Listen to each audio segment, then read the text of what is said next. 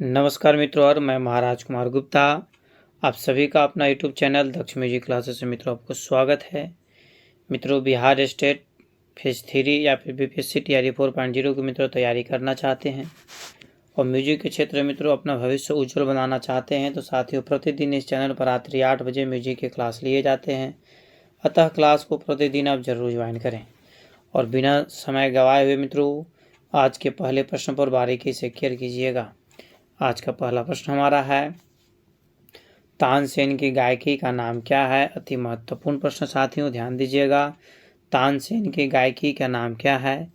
ए में आपका है टप्पा, बी में ध्रुपद, सी में ठुमरी, डी में उपयुक्त में से एक से अधिक, ई में आपका उपयुक्त में से कोई नहीं।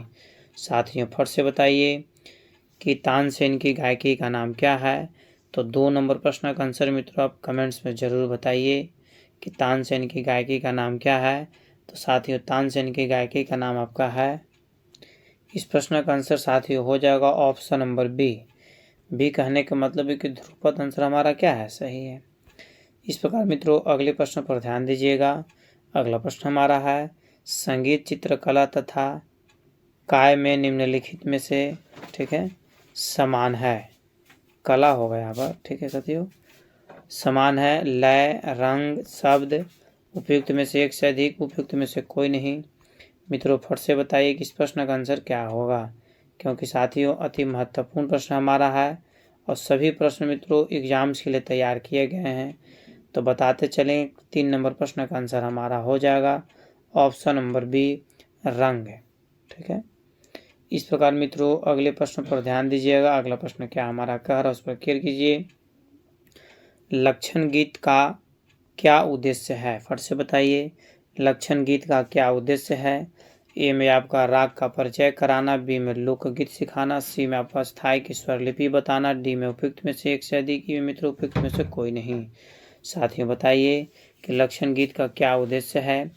तो 4 नंबर प्रश्न का आंसर मित्रों फट से कमेंट से बताइए कि लक्षण गीत का जो मित्रों उद्देश्य होता है राग का परिचय कराना। ऑप्शन नंबर एपल हमारा सही है। अगला प्रश्न साथियों, कि निम्न में से कौन सा एक आलाप का प्रकार नहीं है? ए में आपका मेलापक है, बी में रूप आलाप है, सी में अल्पतिगान है, डी में आपका मित्र उपयुक्त में से एक से अधिक, ई में आपका उपयुक्त में से कोई नहीं। साथियों बताइए कि 5 नंबर प्रश्न का आंसर क्या होगा, क्योंकि मित्रों अति महत्वपूर्ण प्रश्न है। निम्न में से कौन सा एक आलाप का प्रकार नहीं है? तो 5 नंबर प्रश्न का आंसर साथियों मेलापक जैसे आलाप का प्रकार नहीं है। एपल आंसर हमारा क्या है, सही है। अगले प्रश्न पर ध्यान दीजिएगा। नाट्य शास्त्र निम्न में से किसकी रचना है? ए में आपका भरत मुनि, बी में कुमारिल, सी में आपका जैमिनी है, डी में मित्र उपयुक्त में से एक से अधिक, ई में आपका उपयुक्त में से कोई नहीं। साथियों बताइए कि नाट्य शास्त्र निम्न में से किसकी रचना है। तो 6 नंबर प्रश्न का आंसर साथियों हो जाएगा नाट्य शास्त्र है मित्रों भरत मुनि की रचना है। ऑप्शन नंबर एपल हमारा क्या है, सही है। अगले प्रश्न पर मित्रों ध्यान दीजिएगा। हाथी दौड़ के छोटे छोटे टुकड़े तानपुरे की सभी बारों में घुड़ंज और कील के मध्य पिरोए जाते हैं, उसे क्या कहते हैं? ए में आपका गुल है, बी में मनका है, सी में उदक है, डी में उपयुक्त में से एक से अधिक, ई में मित्र उपयुक्त में से कोई नहीं। साथियों बताइए किस प्रश्न का आंसर क्या होगा कि हाथी दौड़ के छोटे छोटे टुकड़े तानपुरे की सभी बारों में घुड़ंज की कील के मध्य पिरोए जाते हैं, उसे क्या कहते हैं? तो 7 नंबर प्रश्न का आंसर हमारा हो जाएगा, उसे मित्रों मैंने गुल भी कहते हैं, मन का भी, अदक भी, मतलब उपयुक्त में से सभी सही आंसर हमारा है। साथियों अगले प्रश्न पर ध्यान दीजिएगा। विपंची किस वाद्य से जुड़ा हुआ है? ए में आपका बीना है, बी में सरोद है, सी में सितार है, डी में उपयुक्त में से एक से अधिक, ई में आपका उपयुक्त में से कोई नहीं। साथियों बताइए कि विपंची किस वाद्य से जुड़ा हुआ है। अति महत्वपूर्ण प्रश्न साथियों कि विपंची किस वाद्य से जुड़ा हुआ है। नहीं तो ये तो आपको बताना चाहिए कि विपंची बीना है एक प्रकार का, नहीं मतलब एपल आंसर हमारा क्या है, सही है। अब कमेंट से बताइए कि विपंची बीना का आविष्कार किसने किया, ठीक है। अगला प्रश्न हमारा है कि रविंद्र संगीत देश के किस भाग में संबंधित है? मतलब रविंद्र संगीत जो है देश के किस भाग में सबसे ज़्यादा प्रचलित है? उत्तरी भाग, दक्षिणी भाग, पश्चिमी भाग, उपयुक्त में से एक से अधिक, और ई में मित्र उपयुक्त में से कोई नहीं। साथियों बताइए कि रविंद्र संगीत देश के किस भाग में संबंधित है? तो 9 नंबर प्रश्न का आंसर हमारा हो जाएगा भारत के पश्चिमी भाग में। ऑप्शन नंबर सी मित्रों हमारा क्या है? सही है। अगले प्रश्न पर साथियों ध्यान दीजिएगा कि हिंदुस्तान के जाने माने सितार वादक का नाम क्या है? ए में आपका है मैहर अलाउद्दीन खां, बी में है मित्रों स्वर निखिल बनर्जी, सी में आपका है पंडित रविशंकर, डी में उपयुक्त में से एक से अधिक, ई में मित्रों उपयुक्त में से कोई नहीं। साथियों फट से बताइए कि हिंदुस्तान के जाने माने सितार वादक का नाम क्या है? तो हिंदुस्तान के जाने माने सितार वादक का जो नाम है मित्रों, इनमें से सभी जो है सबसे ज़्यादा तो है आपको निखिल बनर्जी, अलाउद्दीन खां, ठीक है, मतलब उपयुक्त में से एक से अधिक इसका आंसर आप रख सकते हैं, ऑप्शन नंबर डी नहीं। अगला प्रश्न साथियों कि किस स्वर की 2 श्रुतियां होती है? ग, रे, सा, डी में उपयुक्त में से एक से अधिक, ई में मित्र उपयुक्त में से कोई नहीं। साथियों बताइए कि किस स्वर की 2 श्रुतियां होती है? तो मित्रों बताते चले कि 11 नंबर प्रश्न का आंसर हमारा हो जाएगा ग जो है मित्रों उसकी 2 श्रुतियां होती है, ऑप्शन नंबर ए पर हमारा सही है। अगला प्रश्न साथियों, दाहिने तबले पर लकड़ी के 8 गोले टुकड़े होते हैं, उन्हें क्या कहते हैं? ए में आपका गट्टा है, बी में स्याही है, सी में बद है, डी में उपयुक्त में से एक से अधिक, ई में मित्रों उपयुक्त में से कोई नहीं। साथियों बताइए दाहिने तबले पर लकड़ी के 8 गोले टुकड़े होते हैं, उन्हें क्या कहते हैं? तो 12 नंबर प्रश्न का आंसर हमारा हो जाएगा उन्हें मित्रों गट्टा कहते हैं, ऑप्शन नंबर ए पर हमारा सही है। अगला प्रश्न साथियों, जिन रागों के नाम थाटों को दिए गए हैं उन्हें क्या कहते हैं? जिन रागों के नाम थाटों को दिए गए हैं उन्हें क्या कहते हैं? ए में आपका आश्रय राग है, बी में वादी राग है, सी में समवादी राग है, डी में उपयुक्त में से एक से अधिक, ई में मित्रों उपयुक्त में से कोई नहीं।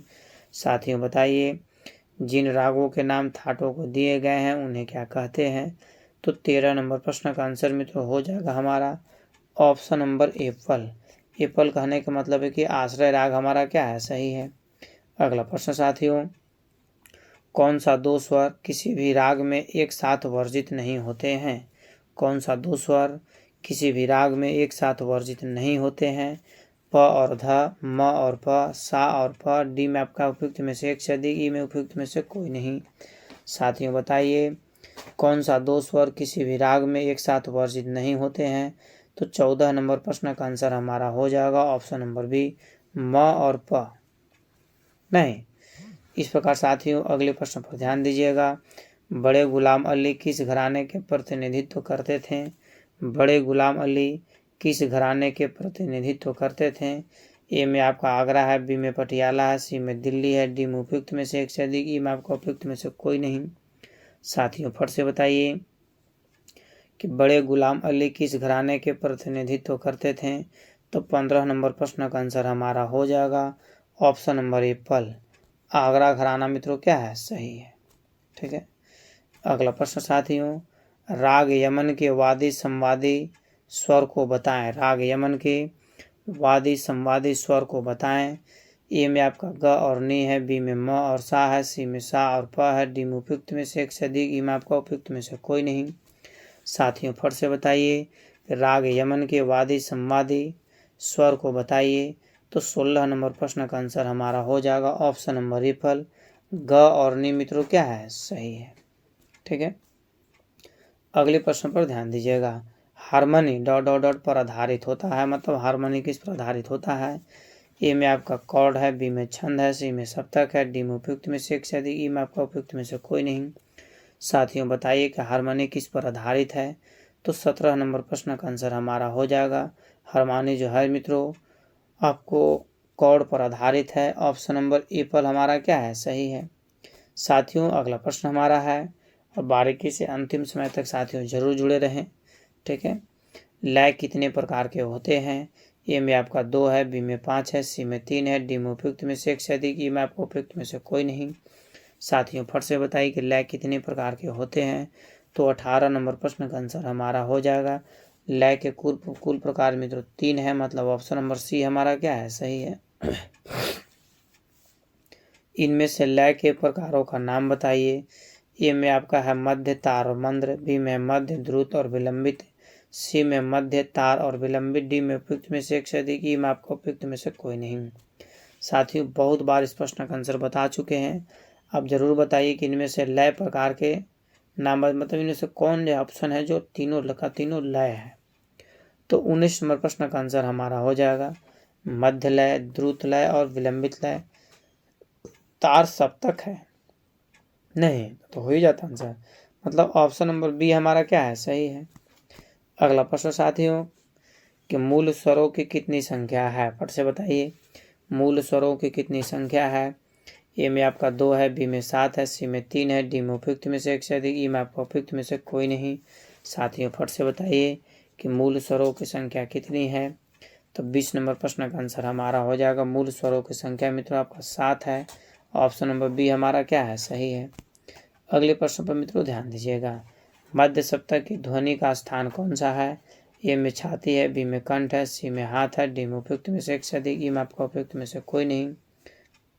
साथियों फट से बताइए कि मध्य सप्तक की ध्वनि का स्थान कौन सा है। तो 21 नंबर प्रश्न का आंसर हमारा हो जाएगा मध्य सप्तक की ध्वनि का जो मित्रों स्थान है वो आपका कंठ है। ऑप्शन नंबर बी हमारा क्या है, सही है। इस प्रकार साथियों अगले प्रश्न पर ध्यान दीजिएगा, कोमल स्वर किसे कहते हैं। जब कोई स्वर अपनी शुद्ध अवस्था या निश्चित अवस्था से ऊंचा होता है। बी में आपका है जब कोई स्वर अपनी शुद्ध अवस्था या निश्चित से बाहर बराबर होता है। सी में आपका मित्रों जब कोई स्वर अपनी शुद्ध अवस्था मतलब निश्चित से नीचा होता है। डी में आपका उपयुक्त में से एक से अधिक, ई में आपका उपयुक्त में से कोई नहीं। साथियों बताइए कोमल स्वर किसे कहते हैं। तो 22 नंबर प्रश्न का आंसर हमारा हो जाएगा ऑप्शन नंबर सी, जब कोई स्वर अपनी शुद्ध अवस्था से नीचे की ओर होता है। अगला प्रश्न साथियों के ध्यान दीजिएगा, विकृति स्वर किन्हें कहा जाता है। मित्रों पांचों ऑप्शन आपके पास अवेलेबल है, फट से साथियों पढ़कर बताइए कि विकृति स्वर किसे कहते हैं। जो भी प्रश्न का आंसर मित्रों हम आपको कमेंट्स में देते हैं उसे नोट कर लिया कीजिए। साथियों यदि आप इस चैनल पर पहली बार विजिट कर रहे हैं तो कमेंट्स में आंसर जरूर बताएं और इस चैनल को जरूर सब्सक्राइब करें। मित्रों बताते चले विकृति स्वर किन्हें कहा जाता है। तो ऑप्शन नंबर ए आपका सही है, जो स्वर अपने निश्चित स्थान से थोड़ा उतर जाता है या चढ़ा हुआ प्रतीत होता है उसे हम विकृति स्वर कहते हैं। अगला प्रश्न साथियों, प्राचीन काल में राग के कितने लक्षण माने गए हैं। फट से साथियों बताइए कि प्राचीन काल में राग के कितने लक्षण माने गए हैं। ए में आपका 4 है, बी में 6 है, सी में 10 है, डी में उपयुक्त में से एक से अधिक, ई में आपका उपयुक्त में से कोई नहीं। साथियों बताइए प्राचीन काल में राग के कितने लक्षण माने गए हैं। तो 24 नंबर प्रश्न का आंसर हमारा हो जाएगा प्राचीन काल में तो राग के कुल 10 लक्षण माने गए हैं। ऑप्शन नंबर सी हमारा क्या है, सही है। अगला प्रश्न साथियों, जाति गायन का प्रचार किनके काल में था। फट से बताइए जाति गायन का प्रचार किनके काल में था। ए में आपका भरत है, बी में मतंग है, सी में लोचन है, डी में उपयुक्त में से एक से अधिक, ई में आपका उपयुक्त में से कोई नहीं। साथियों फट से बताइए कि जाति गायन का प्रचार किनके काल में था। तो 25 नंबर प्रश्न का आंसर मित्रों हमारा हो जाएगा जाति गायन का प्रचार जो था मित्रों आपको ऑप्शन नंबर एपल भरत काल में था। एपल आंसर हमारा क्या है, सही है। ख्याल गायन के साथ किस ताल का प्रयोग होता है। फट से मित्रों बताइए ख्याल गायन के साथ किस ताल का प्रयोग होता है। ए में आपका तीव्रा है, बी में एक ताल है, सी में झम्प ताल है, डी में उपयुक्त में से एक से अधिक, ई में आपका उपयुक्त में से कोई नहीं। साथियों बताइए कि ख्याल गायन के साथ किस ताल का प्रयोग होता है। तो 26 नंबर प्रश्न का आंसर आपका हो जाएगा ऑप्शन नंबर बी, एक ताल। मित्रों आंसर हमारा क्या है, सही है। नहीं, अगले प्रश्न पर मित्रों केयर कीजिएगा कि 10 मात्रा की ताल कौन सी है। तीव्रा, एक ताल, झप ताल, उपयुक्त में से एक से अधिक, उपयुक्त में से एक से अधिक, ई में आपका उपयुक्त में से कोई नहीं। मित्रों बताइए 10 मात्रा की ताल कौन सी है। तो 27 नंबर प्रश्न का आंसर हमारा हो जाएगा 10 मात्रा की जो मित्रों ताल है वह झप ताल है। ऑप्शन नंबर सी हमारा सही है। अगले प्रश्न पर मित्रों ध्यान दीजिएगा, पंडित सारंग देवकृत संगीत रत्नाकर में वाद्यों को मुख्य कितने भागों में विभाजित किया गया है। ए में आपका 4 है, बी में 3 है, सी में 5 है, डी में उपयुक्त में से एक से अधिक, ई में मित्रों उपयुक्त में से कोई नहीं।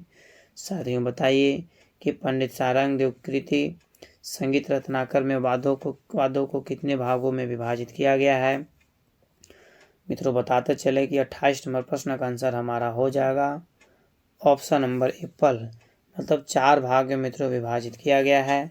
इस प्रकार साथियों अगले प्रश्न पर केयर कीजिएगा। अगला प्रश्न हमारा है, इनमें से सुशील वाद्य कौन सा है। अब बताइए प्रश्न का आंसर आपको देना चाहिए कि नहीं देना चाहिए। इतना इजी प्रश्न है कि इनमें से सुशील वाद्य कौन सा है। सुशील वाद्य उसको बोलते हैं जो हवा एयर के माध्यम से मित्रों बजाया जाता है, वैसे वाद्य को सुशील वाद्य बोला जाता है। तबला, हारमोनियम, गिटार, यही 3 में से तो कोई योग होवे करेगा, तबला, हारमोनियम और गिटार।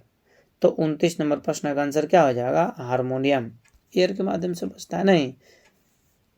बी आंसर मित्रों हमारा क्या है, सही है। इस प्रकार साथियों अगले प्रश्न पर ध्यान दीजिएगा। अगला प्रश्न हमारा है कि ग्वालियर घराना के जन्मदाता कौन है। ए में आपका पीर बख्श साहब, बी में कादिर बख्श साहब, सी में नथन पीर बख्श साहब, डी में आपका उपयुक्त में से एक से अधिक, ई में आपका उपयुक्त में से कोई नहीं। साथियों बताइए ग्वालियर घराने के जन्मदाता कौन है। तो 30 नंबर प्रश्न का आंसर हमारा हो जाएगा ग्वालियर घराने के जन्मदाता में तो नथन पीर बख्श साहब को माना जाता है। ऑप्शन नंबर सी हमारा क्या है, सही है, नहीं। साथियों प्रतिदिन क्लास को जरूर ज्वाइन किया कीजिए और प्रत्येक प्रश्नों का नोट करते हुए चले ताकि आराम से आपका रिजल्ट हो जाए। पाश्चात्य संगीत में इनमें से किसकी प्रधानता होती है। ए में आपका हारमोनी का, बी में मेलोडी का, सी में राग का, डी में उपयुक्त में से एक से अधिक, ई में आपका उपयुक्त में से कोई नहीं। साथियों फट से बताइए कि पाश्चात्य संगीत में इनमें से किसकी प्रधानता होती है। तो 31 नंबर प्रश्न का आंसर हमारा हो जाएगा पाश्चात्य संगीत में मित्रों इसमें से जो प्रधानता होती है हारमोनी की होती है। ऑप्शन नंबर एप्पल हमारा क्या है, सही है। अगला प्रश्न हमारा है, वैदिक काल में स्वर के लिए संज्ञा थी। वैदिक काल में स्वर के लिए संज्ञा थी। ए में आपका यम है, बी में नियम है, सी में व्यम है, डी में आपका उपयुक्त में से एक से अधिक, ई में आपका उपयुक्त में से कोई नहीं। साथियों फट से बताइए कि वैदिक काल में स्वर के लिए संज्ञा थी। तो 32 नंबर प्रश्न का आंसर हमारा हो जाएगा वैदिक काल में तो स्वर के लिए संज्ञा जो दी गई थी उसे यम की संज्ञा दी गई थी। ऑप्शन नंबर एप्पल हमारा सही है। अगला प्रश्न साथियों, गमक किसको कहते हैं। ठीक है, गमक किसे कहते हैं, फट से मित्रों बताइए कि गमक किसे कहते हैं। 33 नंबर प्रश्न मित्रों आपके एग्जाम्स के लिए अति महत्वपूर्ण है, अतः आप जरूर बताइए कि गमक किसे कहते हैं। तो 33 नंबर प्रश्न का आंसर मित्रों हमारा हो जाएगा स्वरों का ऐसा कंपन जो सुनने वाले को चित्त को सुखदायी हो, मतलब अच्छा लगे, उसे हम स्वर कहते हैं, मीठी वाणी। ठीक है, ऑप्शन नंबर सी हमारा क्या है, सही है। इस प्रकार साथियों अगला प्रश्न हमारा है, गमक के कितने भेद हैं। 13, 15, 16, डी में आपको उपयुक्त में से एक से अधिक, ई में आपको उपयुक्त में से कोई नहीं। मित्रों फट से बताइए कि गमक के कितने भेद होते हैं। अति महत्वपूर्ण प्रश्न हमारा है कि गमक कुल कितने होते हैं। तो मित्रों बताते चले कि 34 नंबर प्रश्न का आंसर हो जाएगा गमक की कुल संख्या मित्रों 15 है, मतलब ऑप्शन नंबर बी हमारा क्या है, सही है। अगला प्रश्न साथियों, 3 ताल में कितने विभाग होते हैं। ए में आपका 6 है, बी में 4 है, सी में 5 है, डी में उपयुक्त में से एक से अधिक, ई में आपका उपयुक्त में से कोई नहीं। साथियों फट से बताइए कि 3 ताल में कितने विभाग होते हैं। तो 35 नंबर प्रश्न का आंसर हमारा हो जाएगा 3 ताल में मित्रों कुल विभागों की संख्या जो होती है आपको 4 होती है। ऑप्शन नंबर बी हमारा क्या है, सही है। इस प्रकार साथियों अगले प्रश्न पर ध्यान दीजिएगा। नाट्य शास्त्र में वृंदवादन के लिए संज्ञा है। ए में आपको भूपत है, बी में गावत है, सी में तुपत है, डी में उपयुक्त में से एक से अधिक, ई में आपको उपयुक्त में से कोई नहीं। साथियों फट से बताइए कि नाट्य शास्त्र में वृंदवादन के लिए संज्ञा है। तो 36 नंबर प्रश्न का आंसर हमारा हो जाएगा ऑप्शन नंबर ई। ऑप्शन नंबर ई कहने का मतलब है कि उपयुक्त में से कोई नहीं। ठीक है, उपयुक्त में से कोई नहीं। मित्रों अगले प्रश्न पर ध्यान दीजिएगा। अगला प्रश्न हमारा है, स्वर्गीय गंगूबाई हंगल किस घराने की प्रतिनिधित्व के रूप में प्रचलित रही, मतलब इनका संबंध किस घराने से था। गंगूबाई हंगल जी का ए में आपका आगरा है, बी में किराना है, सी में दिल्ली है, डी में उपयुक्त में से एक से अधिक, ई में आपका उपयुक्त में से कोई नहीं। साथियों फट से बताइए कि स्वर्गीय गंगूबाई हंगल किस घराने की प्रतिनिधित्व के रूप में प्रचलित रही हैं। तो 37 नंबर प्रश्न का आंसर हमारा हो जाएगा ऑप्शन नंबर बी, किराना घराना। मित्रों आंसर हमारा क्या है, सही है। अगला प्रश्न साथियों केयर कीजिएगा, कुवाड़ लय इस नाम से जानी जाती है। मतलब कुवाड़ लय को और किस नाम से जानी जाती है। फट से मित्रों बताइए कि कुवाड़ लय को और किस नाम से जानी जाती है। तो 38 नंबर प्रश्न का आंसर हमारा हो जाएगा मित्रों, केयर कीजिएगा, 1.5 गुना, 1.25 गुना, 2.25 गुना। डी में उपयुक्त में से एक से अधिक, में आपको उपयुक्त में से कोई नहीं। मित्रों बताइए कि कुवाड़ लय किस नाम से जानी जाती है। तो 38 नंबर प्रश्न का आंसर हमारा हो जाएगा 1.25 गुना। मतलब ऑप्शन नंबर बी हमारा सही है। अगले प्रश्न पर मित्रों ध्यान दीजिएगा, भारतीय संगीत में मूलभूत स्वर किसे माना गया है। ए में आपका प है, बी में सा है, सी में नी है, डी में उपयुक्त में से एक से अधिक, ई में आपका उपयुक्त में से कोई नहीं। साथियों फट से बताइए कि भारतीय संगीत में मूलभूत स्वर किसे माना गया है। तो 39 नंबर प्रश्न का आंसर हमारा हो जाएगा ऑप्शन नंबर बी, मतलब सा। ठीक है, सा को मित्रों मूलभूत स्वर माना गया है। अगला प्रश्न साथियों ध्यान दीजिएगा, किस काल में मेल राग वर्गीकरण प्रचलित थी। ए में आपका मध्यकाल है, बी में बौद्ध काल है, सी में प्राचीन काल है, डी में उपयुक्त में से एक से अधिक, ई में मित्रों उपयुक्त में से कोई नहीं। साथियों फट से बताइए किस काल में मेल राग वर्गीकरण प्रचलित थी। तो 40 नंबर प्रश्न का आंसर हमारा हो जाएगा मध्यकाल। ठीक है, ए पर आंसर हमारा मित्रों क्या है, सही है। अगला प्रश्न साथियों, गायन शैली जिसमें पखावज संगत की जाती है उसे क्या कहते हैं। गायन शैली जिसमें पखावज संगत की जाती है उसे क्या कहते हैं। ए में ध्रुपद ख्याल है, बी में ध्रुपद है, सी में कव्वाली है, डी में उपयुक्त में से एक से अधिक, ई में आपको उपयुक्त में से कोई नहीं। फट से मित्रों बताइए कि गायन शैली जिसमें पखावज संगत की जाती है उसे क्या कहते हैं। तो मित्रों यह आज का अंतिम प्रश्न है। और अंतिम प्रश्न का आंसर मित्रों कमेंट्स में हम जरूर बताइए कि गायन शैली जिसमें पखावज संगत की जाती है उसे क्या कहते हैं। तो 41 नंबर प्रश्न का आंसर हो जाएगा हमारा ध्रुपद। ऑप्शन नंबर बी मित्रों हमारा क्या है, सही है। इस प्रकार साथियों यदि इस चैनल पर पहली बार विजिट कर रहे हैं तो आप हमारे चैनल को सब्सक्राइब करें, लाइक करें, शेयर करें, कमेंट्स करें। और मित्रों ऑनलाइन पैकेज परचेज करने के लिए दिए हुए नंबर के माध्यम से मित्रों आप हमसे कांटेक्ट करें। तत्काल मित्रों संपूर्ण पैकेज आपको प्रोवाइड करवाया जाएगा। तब तक के लिए आप स्वस्थ रहिए, मस्त रहिए और एक बार जोड़ लगाकर बोलिए भारत माता की जय।